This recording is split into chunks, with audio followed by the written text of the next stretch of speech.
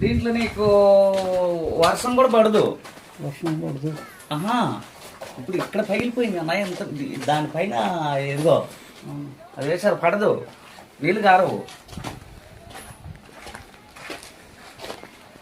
ఒక రాయిని వేర్చారు అంతే, వేర్చి మళ్ళీ దాంతో సున్నంతో ఇది చేశారు.